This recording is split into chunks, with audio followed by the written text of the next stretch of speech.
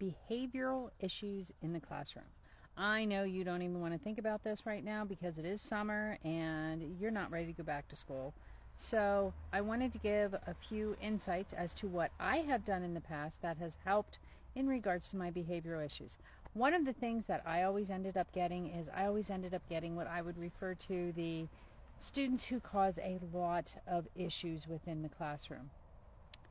I didn't have issues like other teachers did in the classroom, and I do put that back on myself as I thought I had very good classroom management.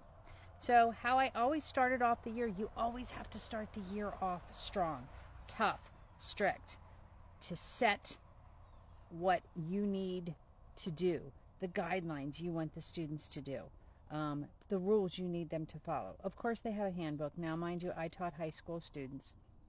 So every year, I started my school year off with there was a seating chart. They couldn't come in and just sit where they wanted to. They had to look at the seating chart and find their seat. How I set that up is the first thing I did was I went through my roster and I looked for any of my IEP students. I looked for any students that had 504s, read them, placed them accordingly, and then I placed the other students. No idea who they are, have no idea how tall they are. Also, my classroom was set in pairs. I used to do groups, but after COVID, that just created more of an issue, but I still did try and do group work, but these kids just don't want to communicate with each other. Of course, the battle of the phones is always the issue.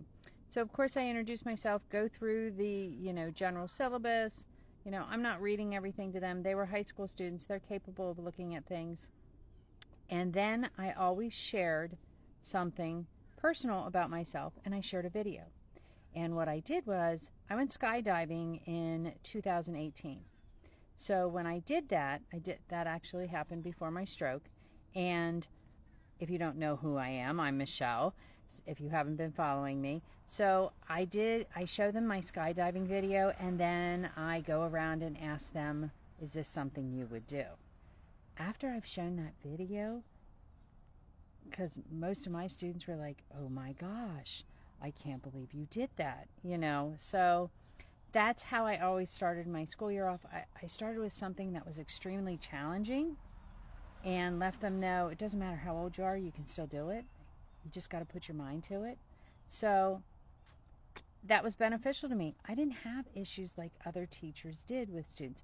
Don't get me wrong, there were always students here and there, but having that seating chart that first day made a world of difference. I also told them straight up front, I am not changing seats until I know everybody's names. So I usually give it 2 weeks, but I tell them a month before I decide to change seats. The only other reason I might change seats is because I don't know how tall these students are, and I may have to move students. So students who are not as tall are behind very tall students so that they can see the board or see whatever activity we're doing.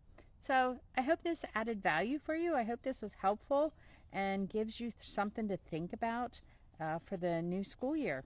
So follow, share, save, comment if you got questions. I would love your input, and I'd love to hear your stories. Have a good one.